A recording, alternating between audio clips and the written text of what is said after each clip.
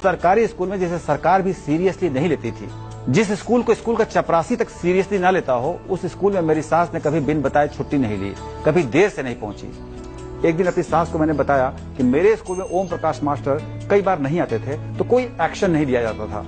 फिर आप primary school के बच्चों की पढ़ाई को इतनी गंभीरता से क्यों लेती हैं? एक आध दफा देर हो जाए तो कौन सा पहाड़ टूट पड़ेगा। वैसे भी सरकारी स्कूल में कौन सी पढ़ाई होती है जो इतनी माथापच्ची की जाए। मेरी सास ने मेरे सवाल का जवाब देने से पहले मुझसे सवाल किया। उन्होंने कहा कि बेटा ये बताओ कि उस ओम प्रकाश मास्टर के बच्चे अब क्या करते हैं। मैंने दिमाग पर बहुत जोर डाला। फिर मैंने बताया कि उनके बच्चे क्या कर रहे हैं ये तो नहीं पता, लेकिन उनकी बड़ी बेटी 10वीं तक ही पढ़ाई कर पाई थी। फिर उसकी पढ़ाई छूट गई।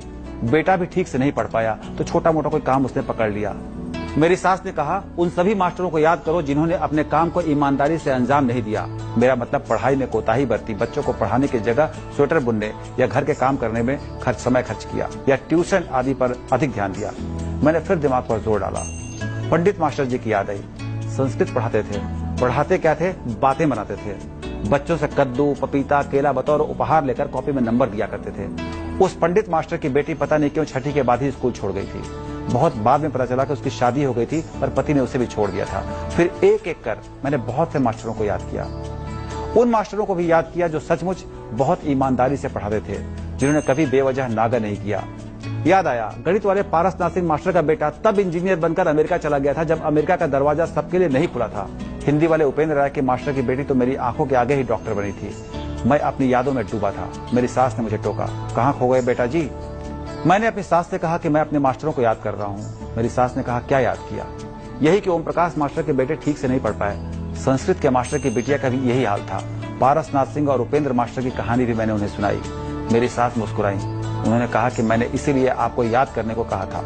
जो मास्टर बच्चों के भविष्य से खिलवाड़ करता है, दरअसल किस्मत उसके साथ खिलवाड़ कर देती है। जिन बच्चों को स्कूल में पढ़ने के लिए भेजा जाता है या जो बच्चे स्कूल में सिर्फ पढ़ने के लिए आते हैं, उन्हें ईमानदारी से पढ़ाना चाहिए। जो लोग ये सोचते हैं कि कुछ भी करें तो काम चल जाएगा, उनका अपना काम अटक जाता है। अक्सर ज्यादातर शिक्षक के बच्चे ही नहीं पढ़ पाते। मैंने एक भी दिन बच्चों के साथ बेईमानी नहीं की। मेरी सास ने कहा, उन्होंने कहा कि देख लो मेरी दोनों बेटियां पढ़ाई में कैसी निकली। मेरी दोनों बेटियां स्कूल कॉलेज में टॉप करती रही। मतलब ये कि जैसे कर्म करोगे वैसा ही फल मिलेगा। जो अपने काम को ईमानदारी से अंजाम नहीं देते, उनके साथ जिंदगी कब बेईमानी कर बैठती है पता भी नहीं चलता। पता नहीं कहां से ठंड में, गर्मी में, बरसात में बच्चे स्कूल पढ़ने के लिए आते हैं, ज्ञान की प्राप्ति के लिए आते हैं, माँ बाप की मुराद पूरी करने आते हैं। उनके अनजान भविष्य से कभी खिलवाड़ नहीं करना चाहिए।